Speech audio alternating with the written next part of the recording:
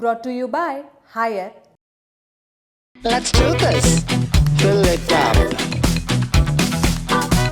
Let's do this now. हर लड़की के जीवन में शादी से पहले और बाद में कई चुनौतियां होती हैं। कभी दहेज का दबाव तो कभी रिश्तों में हिंसा का डर। महिलाओं को इन मुश्किल हालात से बचाने और उन्हें सुरक्षा का भरोसा देने के लिए कानून बनाए गए हैं। ये कानून सिर्फ कागजी नियम नहीं बल्कि एक ढाल है जो उन्हें न केवल अन्याय से लड़ने की ताकत देते हैं बल्कि अपने जीवन को आत्मसम्मान के साथ जीने का हौसला भी देते हैं। लेकिन अतुल सुभाष केस के बाद महिला कानूनों पर छिड़ी बहस सड़क से संसद और फिर अब कोर्ट तक पहुंच गई है। सुप्रीम कोर्ट ने एक बार फिर घरेलू हिंसा और दहेज कानूनों के दुरुपयोग को लेकर चिंता जताई है। सुप्रीम कोर्ट ने महिलाओं को इन कानूनों का गलत इस्तेमाल न करने की सलाह दी है जो उनके सुरक्षा के लिए बनाए गए हैं। कोर्ट ने कहा कि अक्सर भारतीय दंड संहिता की धारा 498A क्रूरता, 376 बलात्कार, 377 अप्राकृतिक संबंध और 506 आपराधिक धमकी का एक पैकेज की तरह इस्तेमाल किया जाता है ताकि वैवाहिक मामलों में पति पर दबाव डालकर पत्नी की मांगें पूरी कराई जा सके।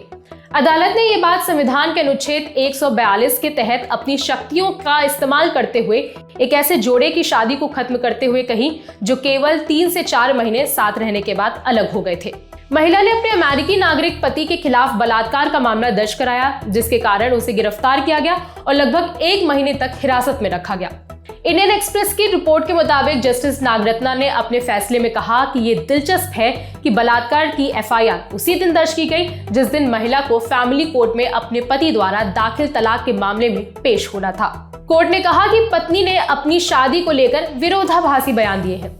एक तरफ उसने कहा कि वो एक जिम्मेदार पत्नी रही है और खुशी खुशी अपने पति के साथ रही है, वहीं दूसरी तरफ उसने अपने पति के खिलाफ क्रूरता, शील भंग, बलात्कार, धोखाधड़ी जैसे गंभीर आरोप लगाते हुए आपराधिक शिकायत दर्ज कराई है। लाइव लॉ की रिपोर्ट के मुताबिक बेंच ने आगे कहा, आपराधिक कानूनों का उद्देश्य महिलाओं की सुरक्षा और सशक्तिकरण है, लेकिन कुछ महिलाएं इन कानूनों का इस्तेमाल ऐसे उद्देश्यों के लिए करती हैं जिनके लिए ये नहीं बनाए गए थे।